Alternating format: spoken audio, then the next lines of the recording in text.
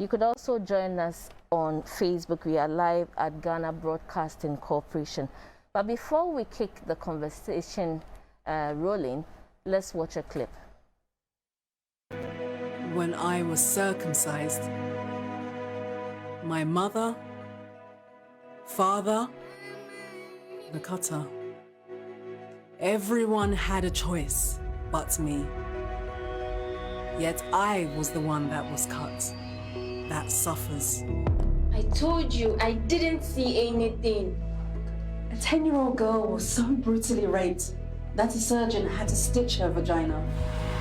My lord, it was bad enough that he raped a girl young enough to be his daughter, but it doesn't end there. Mr. Darko proceeded to terrorize the victim and witnesses, and that was an inhibition from ever coming forward.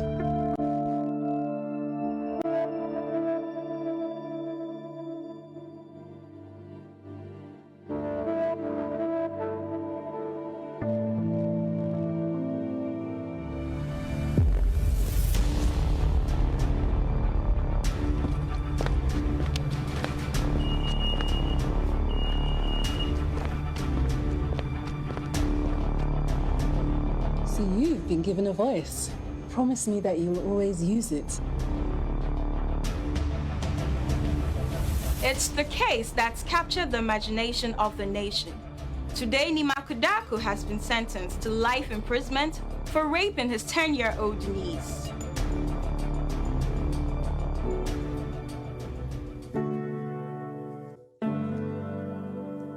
Congratulations to the best new lawyer in Adebayo and Hart. Cheers.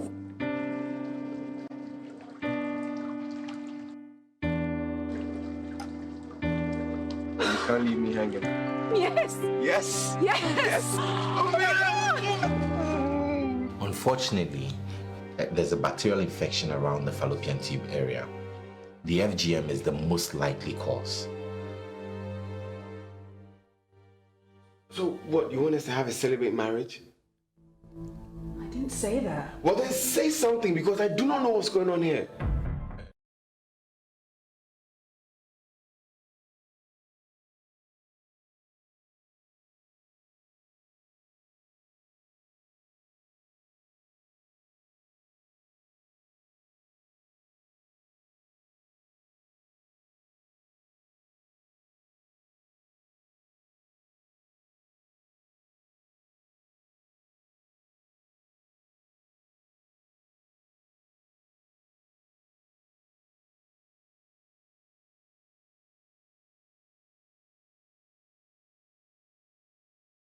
Do not know the future repercussions on the victims, and just gone by was a clip of a lady who had suffered or who underwent FGM when she was little, and it went all ahead to affect her in her marriage. Well, welcome once again to our studios. Thank you. Okay, so let me start with you, Yvonne. We just watched the clip and we are all suddenly emotional about it. But how prevalent, I mean, we know that female genital mutilation may not be as frequent as it used to be in the past, maybe due to some interventions we have in place. First of all, let viewers understand what female genital mutilation is, and then its prevalence currently. Well, female genital mutilation is the partial or whole removal of the external female genitalia, and it's for non-medical reasons, and it has no health benefits. So why do you think people would think that it isn't an important part of the human body, so it must be removed? Well, it's a cultural issue. They've given reasons that include they don't want the women to be promiscuous, primarily. They don't want the women to be badly behaved, and so many of these other things, which if we look at other cultures, you know, where they're not circumcised, there's absolutely plenty of women who have, they still behave like modest citizens, so there's nothing to state. There's no evidence that there's a correlation between having undergone FGM and behaving well. But you didn't answer the question about the prevalence. In prevalent? 2018, it was about 4%, according to the survey I read about. And in 2022, do we still have 4%? 4% of the human population. Of Ghanaian population. Of the Ghanaian population. Well, I don't know the exact figure for Ghana today, but it's still prevalent in the northern and some of the upper eastern regions. There was a case recently here in Ghana where a woman was sentenced to 5 years in prison for circumcising 4 girls. So we know that they're still practicing this. And the fact that they may be further in more remote areas, that's even more worrying, because it's access to those communities is more difficult than if it was going on here in Accra. We've got, I guess, vigorous policing, physical access, quicker law enforcement. So yeah, it's still a problem. Okay, so Mr. De-Graft Amoako, your media network or outfit has been working with closely related issues about female genital mutilation. Yes. What are some of the things you have discovered? Okay, this is actually not the first time I'm working on female genital mutilation. In 2017, I also co-produced a movie titled A New Sun, and it was also female genital mutilation link. So we went to the north in Tamale to shoot this particular project. So we premiered it in Silverbird Cinemas in 2007. So because I've worked on the same issue in 2017, I was able to get in contact with actually those who have the experience. Yeah, the victims. Of the victims. Okay. And one funny thing is, I schooled in Kenya, and I realized one of my best friends was a victim of female genital mutilation. So after I came back to Ghana, I didn't know at that time. So after I came back to Ghana and I shot this particular movie, and she saw the trailer, it's when she contacted me and she said, wow, I'm also FGM victim. And the amount of trauma is taking me through. You can't believe it. And she got married in 2012, and she was able to give birth in 2017 because they were having issues of giving birth. But the problem is, right now, a lot of people are afraid to come out to say they are victim of it.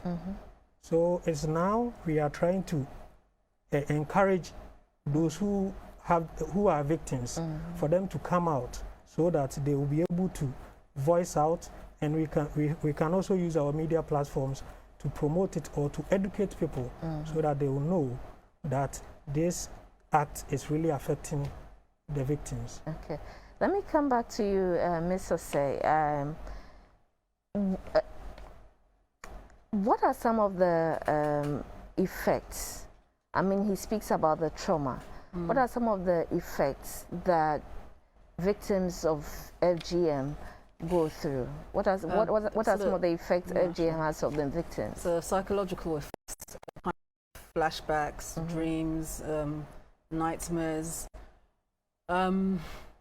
emotional effects. So it can cause depression and kind of anxiety, anxiousness, and I suppose especially surrounding the time coming up to giving birth, because if you've been circumcised, then there's going to have to be some type of procedure that's going to enable the child to come out. You understand? Depending on what type of FGM you've had, if you've been fully closed, that's another procedure to make you come out. So there are so many different types of effects. You know, as you saw in the film that we created in a short trailer, there's a correlation between the lady who's a lawyer. She experienced FGM in her childhood, but now she's come across a case, a child abuse case that she must fight for, and that's bringing her back to where she experienced FGM. in one sense is making her more passionate to get things done, but in the other sense is making her emotional, and she has to see if she's making right decisions or she's making decisions based on her emotions, you know, and of course the struggle to have the baby. So all these things are lifelong. There are sometimes kind of like blood clots and things of that nature that cause infections. So, yeah. And throughout their lifetime, they are unable to detect this infection until probably when they are married. No, if you're infected, you'll know about it, Yes, because you'll feel the yeah. physical, you know, and so you'll probably go and seek some kind of medical attention or try and get some kind of antibiotics, I assume. Yeah. Okay. So how is it possible that if you probably noticed infection at a later age and probably treated it, it also ends up in infertility? Can you explain that to viewers? Well, the infertility can occur if you've got an infection or something serious has occurred as a result of the FGM. There's nothing to say that, when you think about it, like the tests and the medical science surrounding FGM is all very still underground, because it's not like people are offering themselves up for scientific examination. So when you get there, now they're trying to do what they can do. There's nothing to say that because you had an infection, they're going to be able to cure the infection and then you move on with life as normal. That's not the case. Okay. So, De-Graft, you mentioned that you first experienced female genital mutilation in Kenya, and then when you came to Ghana, you produced a trailer on that. Can you tell me the prevalence, especially with women? I mean, you have encountered such people. Can you tell me, like, if in 10 women, how many women have been circumcised, and what was their story? How did they get to do? Was it their parents? Were they grown, or were they babies when the infants, when they went through the experience? What do they tell you? Oh, okay, the whole situation right now is because it's more like a cultural act. So most of them are, when they are infants, then when they have no voice. Yeah, they have no voice. Then they take them through such act. So most of them don't have the voice to speak out. So my friend who I came in contact, what she told me is she was a kid. She didn't know anything about it. So even after that, she has to run from her village and come back to Nairobi to struggle with it. And it also makes them not having any feelings for guys. So it made her, even her choice of a man to marry, very difficult for her. So she told me, for now, a lot of people are finding it hardly for them to come out and voice out. So it's becoming very difficult for people, for us to put up a statistic that this is the number of people who have the statistics we have right now is only those who have been able to come out. But for now, that's why we want to use the media or the film making to be able to do. So after projects like this, we can also go to the field, like where this art is more is happening more, so that we will be able to get a documentary of each of the those who have been victims, so that we know a proper statistics for all this kind of art which is happening. So, listening to you two, I derived two effects. He's told me about the psychological and sometimes physical side effects. You've also mentioned health, but how about their self-esteem and even their socioeconomic status? How does FGM affect women in that stride? Well, I think if you are suffering from the kind of psychological and the physical aspects of FGM, you know, how are you gonna? I think you're gonna struggle going through education process. All those years, you're gonna struggle in employment. Are you gonna need to be taking time off? How do you feel about interacting with other people? All those kind of things. You know, they do this to women and girls because I think they still believe in some of these practicing communities that the men are the ones who are going to go out in the world and work. That's what they believe. So putting girls through FGM onto it as an economical downfall, an economical repercussion. They're thinking, well, this is fine because they're still pushing men ahead. So that's all part of the patriarchy. But it absolutely does affect a nation's economy. Now, if Ghana as a nation, for example, FGM is prevalent, that's half of your workforce who are kind of struggling or down and out. So any kind of oppression of a single group is an issue for the entire nation, because that's how it affects your workforce. Okay, so let's talk about the clip we just watched. We noticed that as a result of the FGM the girl had when she was little, it's ended up affecting her marriage. How does FGM affect women in marriage? Well, I suppose each will be a different story. And it depends who you're married to. You may be married to someone from your own community who will have expected that this is the case, and so maybe there's more understanding surrounding that. But you may be married to someone who's not from your community. You may be married to someone who's old-fashioned. You may be married to someone who's modern. So there's no general rule of thumb. But I just think for the physical aspects, in terms of reproduction, there's likely to be difficulties there. And it's typically when I had meetings with, there's a National Health Service in the UK. And there's a division where they do FGM reversals, okay, so that women can then give birth and things of that nature. So those issues are presented to them last minute, you know, so that typically they don't allow themselves go to hospital to be examined and all that until they're ready to give birth. And then at that point, the health service is going to have to deal with the situation. And, you know, it causes deaths of the child, of the baby, of the unborn baby. And even as a child, the person who is being circumcised can die in the process. And in fact, in childbirth, the mother and child can both die. These are all So, De-Graft, let me ask you, as a nation, what kind of efforts, if you could recap our memories, to what kind of efforts have been made to curb or to nip FGM in the bud, and whether those efforts have even yielded anything at all? I don't think as a nation we have done enough to try to, because everything has been put into tradition.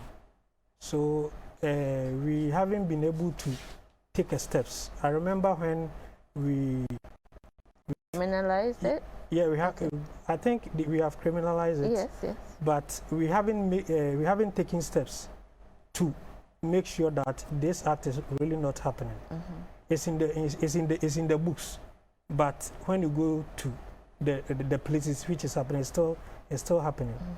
So like when we shot our film in 2017, and we tried to get some of the government agency on board, like the gender ministries, and we sent them letters, and they didn't have. There was no response. Yeah, there was no response. So it shows that they are not really taking it serious. You get it? And because they think maybe it's a form of some people tradition, they have made sure it's let's leave it, because in Ghana, if you talk about somebody's culture, you may have problem. So they are not really taking steps to make sure that this act should be stopped. And can I just add as well, FGM is just a microcosm of a wider issue of gender inequality, right? So there's domestic violence, there's rape, there's so many other things.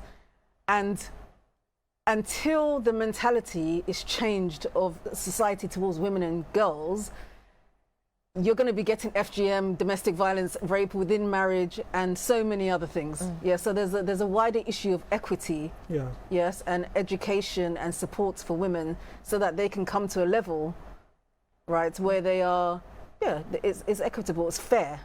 They're not being mistreated. And until those wider issues, we can change policies all we want, and sit on round tables, drafting all these types of things, but the people on the ground who have their mentalities, unless that changes, unless the mentality of the lawmakers changes, don't forget, they're just representatives of society. Yeah, there's nothing to say that they're going to have a better outlook on life just because, you know, they've put on a uniform. That's not how life works. That's not how society works. That's not how people think. So unless that kind of patriarchy is addressed, everything else, you know, will struggle underneath it. Okay, so as an organization, what have you done to, apart from probably producing this trailer, what have you done as an organization to probably draw more attention? Like you said, there isn't much commitment or seeming commitment from the ministry. What have you done as an organization on your own to try and educate people from the districts where it's still prevalent? Yeah, so that's what I earlier said, it that we want to the movie we produced, because it's about FGM, so we spent a lot of money. We went to the north, shoot it, but we didn't make a lot of income. There you get it. So it got us stuck. So what we want, the next, when Miss Yvonne contacted me and he brought it on board, I was very happy for her to come on board so that we will do something like that again. So that's why we are now looking for funds so that we will be able to get this particular series done, so that we will make it. We are not doing it movies, a film. We are now doing it in series. We are so going we will to serialize it, okay? Yeah, so that we will now educate people through the film for people to understand that is what's happening. And after that, we are also planning that we will travel to the north to get in contact with the first hands of those who have been affected, so that they can tell their stories, and we put it in a documentary so that we can show to the world, and I think that's our quota. Can I also just add to that? As an organization, I Create Media, we're not an NGO. We're a private organization. So if you understand, there are actually grassroots organizations who have been tasked to work in FGM and who are actually receiving funding to work in FGM. We don't fit into that category. We're not getting the funding, and we're not an NGO. So we're doing this because of just what we believe in. And I think actually we've made good headway with the resources that we have. So I think this question should also really be presented to those who are being tasked and who are getting the money. At least you interact with them, yeah, so they should be able to tell you for some example, activities they've done. Yeah, so for example, yesterday was the International Day of Zero Tolerance on FGM. So that's when we launched the trailer. We also had a Zoom meeting with agencies around the world. So there were 2 agencies from the UK, 1 from Kenya, and we were speaking from Ghana. All had this Zoom meeting. So yeah, we were able to kind of have a global conversation about FGM. So yeah. Okay, I understand there's a trailer too, so maybe I will announce that later, but that was the trailer. Yes, so I need to understand your concepts for pursuing FGM in preparing a trailer.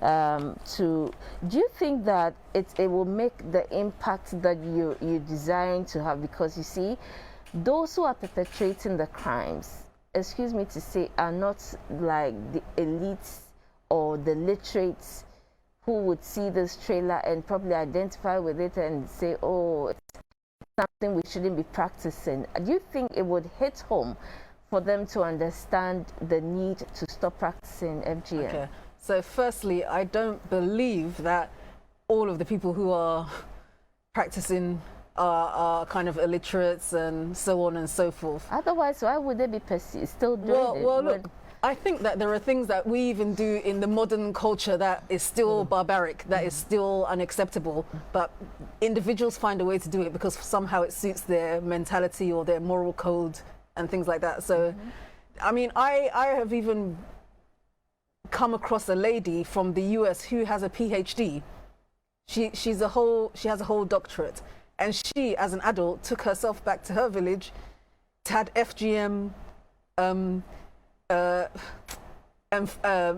undergo FGM as an adult because she wanted to identify with her background and with her culture.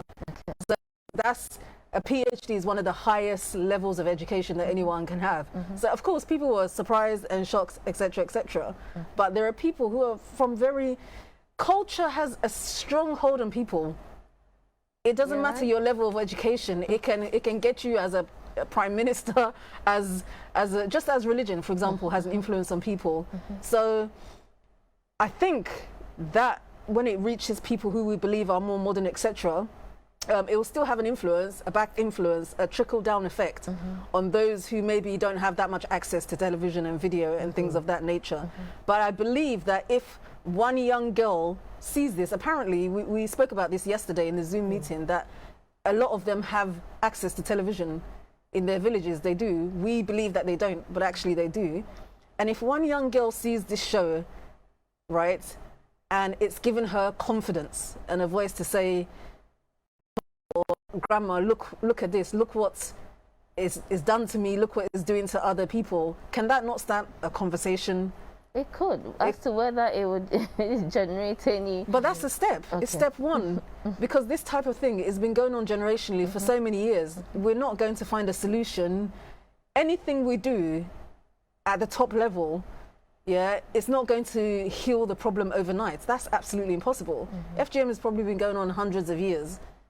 So if we started, let's say we really started getting vocal about it about 10, 12, 13 years ago, okay? How are we going to change hundreds of years of tradition in just 13 years? But we're making inroads, we're making a start. So there are grassroots organizations, as I said, especially the one in Kenya, who are on the ground. They get funding and they are kind of going into the communities, speaking to the fathers and the grandmothers, that kind of thing. So we have our part on screen, they have their part on the ground. If we're all working and doing our part bit by bit, I think eventually things will get better. Okay. So, De-Graft, you were talking about serializing this trailer or this movie, like you come up with a series. How are you going to collaborate with those on the ground to ensure that the impact you're hoping to make with your movie or your creative piece generates the desired result? Okay, our first project, we were able to sit down with some of the people who wanted to be involved, and we had a conversation that, as you put it, how is it going to get to the people who are performing the act? So they told us, we had a conversation, they told us that, okay, why don't we, after the series, we can, most of the communities have high schools and schools that operate. So after the project, we can put it on television. It will be showing, but maybe they are not getting the access to the television. So why don't we go there and premiere it and educate them? You get it? Use it to educate them. So if you go to the community and we show to them, this is what is really happening. It is going to have an effect. It will really, they will see it and it will be very good. So they told us that is also another step we should take. And after serializing it, we have to also get in touch with the people so that we do the documentary as I've put it, so that they will be also be able to use, when it's coming from them, it can also help to educate those who are doing it that maybe their children are really into it and it's going to affect their future, so they should go about it. So it's about time, after we show it on TV, we can also go to their community and educate them through the series. And also we did invite people in the government, the kind of gender departments and things like that. We would encourage them to come forward. We would have loved to have had them a part of the global conversation yesterday. It was very important. But in so many different countries, sometimes we don't get the support. We need collaboration. Okay. So, you were talking about collaborating with those other grassroots, and I want to find out from you, how does this clip impact on the life of a victim?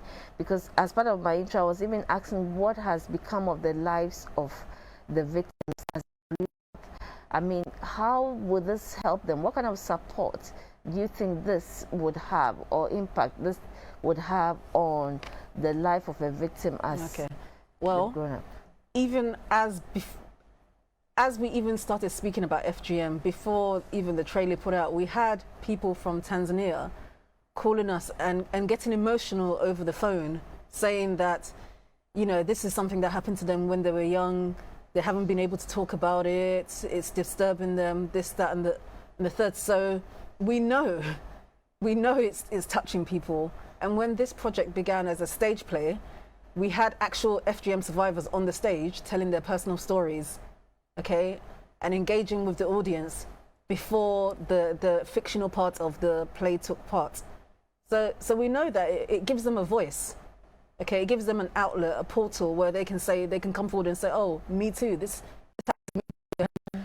There are other people like me and we're all speaking, and we can all get some type of, maybe a step to healing. Okay, they don't feel so alone. They can share their thoughts and emotions. You know, some people pay thousands or hundreds to go to counseling just to have somebody to talk to. But if you have this community of people who are vocal and who can speak and who can share their experiences, you're helping them. Okay. So you also mentioned that you required funding to do this project. What are we looking at, and what impact do you think this funding would have on your project? Okay, you know, such projects, we will demand a lot of quality works and a lot of quality equipment. That's why we really need the fund, so that it can help us to achieve what we want to come out with. Okay, so how many episodes? I mean, so it will be 12 episodes. 12 episodes, yeah. There's an actual GoFundMe campaign which is live now, raising money for the project. And so we're looking at about 12 episodes in a season, and we're actually raising £20,000, Great British pounds, yeah? Okay. Yeah. So that's going to help us in so many ways in terms of casting, costumes, development, locations, staff welfare, transport, so many things. Yeah. Okay. So if you just tuned in, we are talking about female genital mutilation and how best we can support victims, or how best we can reverse the trend. I Create Media, I have staff from I Create Media who have done a creative piece to be disseminated out there to educate more people as to the side effects of female genital mutilation on the victims, on society, and all. If you want to join the conversation, our WhatsApp lines again are 055-744-6429, 055-744-6429, or you could phone in to join in the conversation on 0264 000 997, 0264 000 997. We are also live on Facebook at Ghana Broadcasting Corporation. Let me come back to you, Yvonne. I mean, this is something you intend to, is it a project that you're going to make cosmopolitan, or is it something that you're just focused on Ghana? Is it because you mentioned Kenya, you mentioned Tanzania? I don't know whether you have any intentions of I mean, these locations, I know FGM is also highly prevalent. To what extent do you wish to go? Like I said, we launched yesterday, and that was a global conversation. So for us, you know, TV is digital, you know, it's online. So you can, this could be a thing where it's aired in networks in Kenya, in the UK, in the States, in Ghana, but then it can also go online. It can go so many places where dialogue may not go, where documents may not go, where police reports may not go. So for us, it's always been global. And of course, being from the UK, I also have connections there. So it's something that can go anywhere. Okay.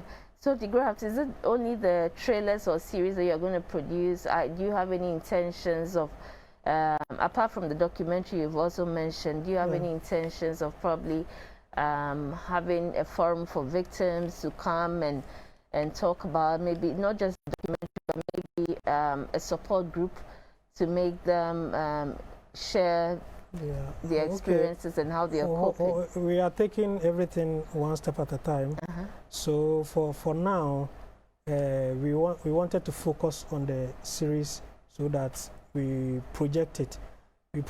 So after that is when we will know whether to create a forum or do something. But the idea is to spread the news across the world, because it's not only happening in Ghana, it's happening in other countries.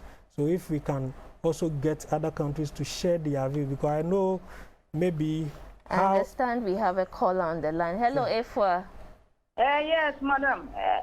Good afternoon. Good afternoon. Thank you for joining us. Oh, madam. Panties. I'm a panties. I want to see panties. Okay, go ahead, please. I'm for sure. Asia for the Africa. Yeah, mobile papa. Awarum, Bialum, Messia for.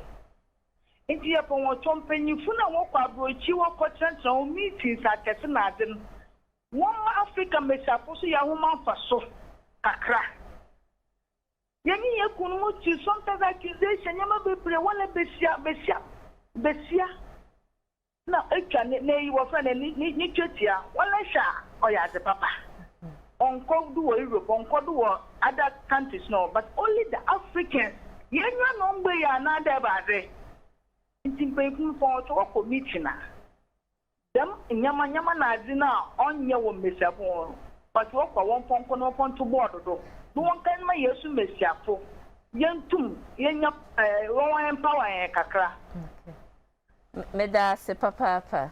Okay, so what she was trying to say briefly was that she was asking for more commitment from policy makers, because it seems women bear the brunt for all the malpractices that are meted out against women. It's like all the time it doesn't, the FGM is not persistent or prevalent in Europe or the Scandinavian countries, but always in Africa. It looks like we are kind of a backward society. So if our leaders could be up and doing and ensure that female genital mutilation is nipped in the bud. Thank you so much, Ifwa from Kaswa. Before we go on, I'd like us to take the trailer again, and then we'll continue with the discussion afterwards. When I was circumcised, my mother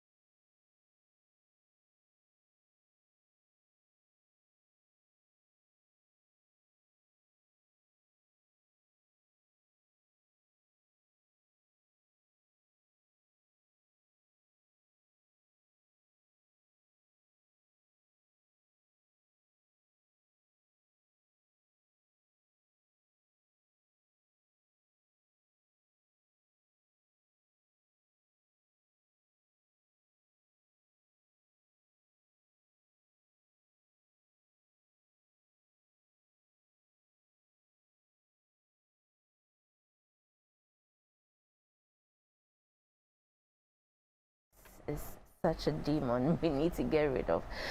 Before we play the trailer, you wanted to react or make a comment? Yeah, I just wanted to kind of comment on the viewer who called in.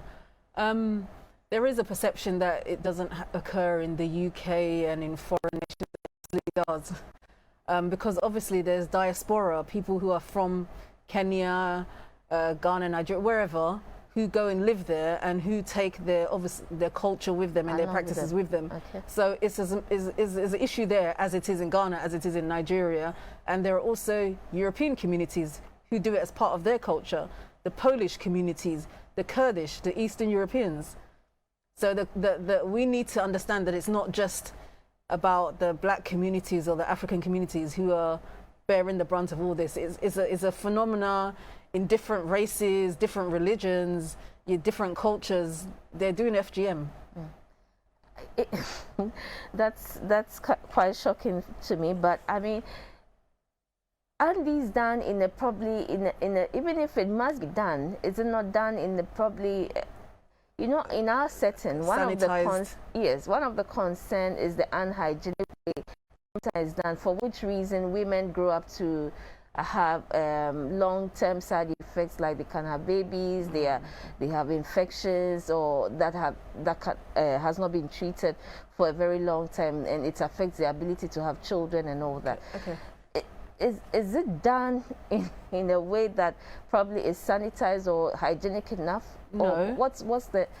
Can you compare and contrast? No, it's not done, especially within the villages and places like that. It's not done in any kind of sanitized and hygienic way.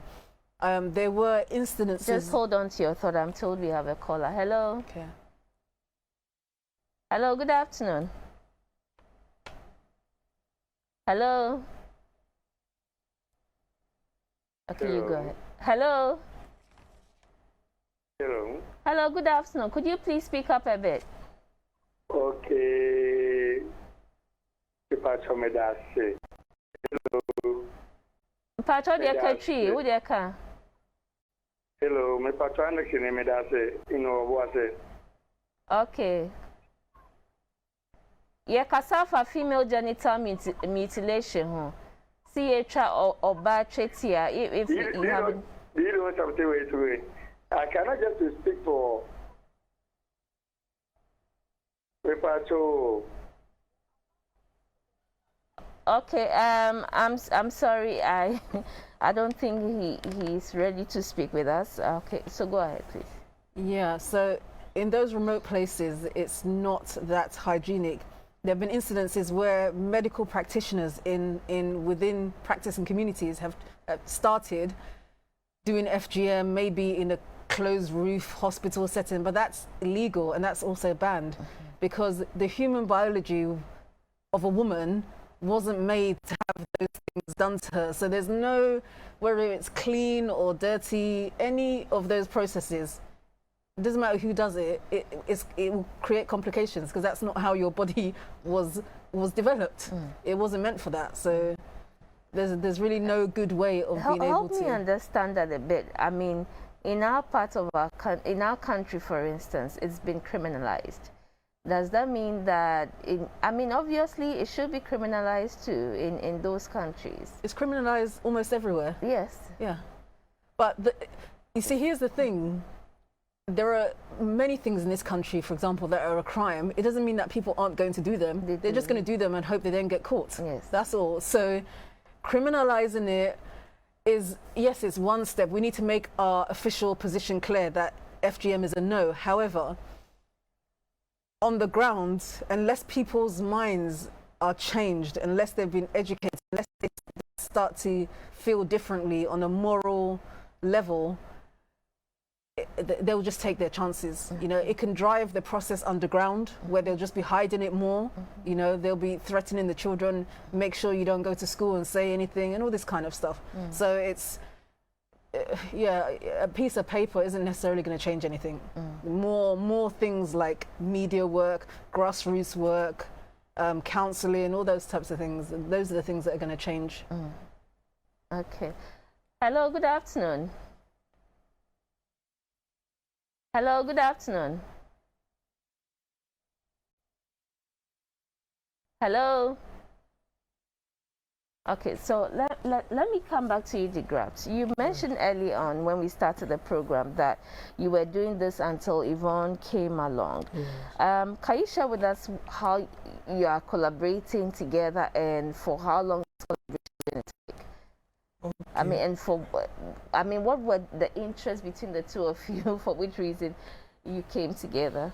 Okay, I already had a project with her. Okay. And through our conversation is when the FGM discussion came in. So then I told her I've been involved in a similar project. So right there we started setting the ball rolling. So from there, then we decided to form a team so that we can work together. So I brought my team and she also brought her team, and we came to form this team we have right now, which through that we decided to celebrate the yesterday the International Day. Yeah. So we were part of the Zoom meeting. We share our ideas, and we decided that it's not just going to be sitting down and sharing the ideas and all that stuff. We have to also create funds so that we can get the capitals we need so that we can make this project work. Then we show it to the world that this is what is happening. Have people responded to your GoFundMe project? Yet, yeah. Okay, so tell us about the response. Oh, it has been positive so far, because yesterday through the discussion there was a lot of people, a lot of partners on board, and they were very excited, and they told us they are going to also share the message outside so that people will get to know what we are doing. So since that time, we have been getting a lot of response from outside the world and Ghanaians as well. Okay. So Yvonne, we've got to be wrapping up finally. Can you tell us what you want to be seen, what you want to be seen done with reference to female genital mutilation? What is the solution you're proposing, or what kind of change do you want to see in the next couple of years? Okay, well, my solution isn't anything new. It's the solution that they're all saying, all the NGOs, all the grassroots organizations. We're all kind of speaking with one voice in that we would like for the instances of female genital mutilation to be reduced. And I think, is it 2030 where they want to see a total eradication? The World Health Organization wants to see a total eradication of female genital mutilation. We're behind on that, because if today is 2022, we've got just like 8 years or so, and I don't believe we've made that much of a inroad to be able to completely eradicate by 2030. But it's ambitious, and I like that ambition. So that means that we have a lot to work towards and a lot to achieve. Okay. Yeah. All right. So, De-Graft, your final words? Oh, okay. What I'll add to my sister Yvonne is, it's about time we all come together and fight this act, because people are going through a lot in their house or in their homes through their marriage, and they are not able to voice out. So through this medium is what we can use to help them to voice out. So people should come and support us or collaborate with us. Organizations and other partners should come and collaborate with us so that we can spread the message. I've seen a couple of WhatsApp calls coming in. I can't pick your calls on air. You're supposed to call our phone lines. So I'm sorry if I can't pick your call. Our phone lines are on. You could alternatively call us. But unfortunately, we can't pick your calls because this is all time would allow us in talking about how to stop FGM. iCreate Media has come up with a trailer which they intend to build up to form series, a 12 edition of a 12 serial episode of series that they would want to disseminate on our airwaves, and hopefully to give someone a voice to speak against female genital mutilation. I beg your pardon. My name is Sarah Fori. Hope to see you same time on Wednesday.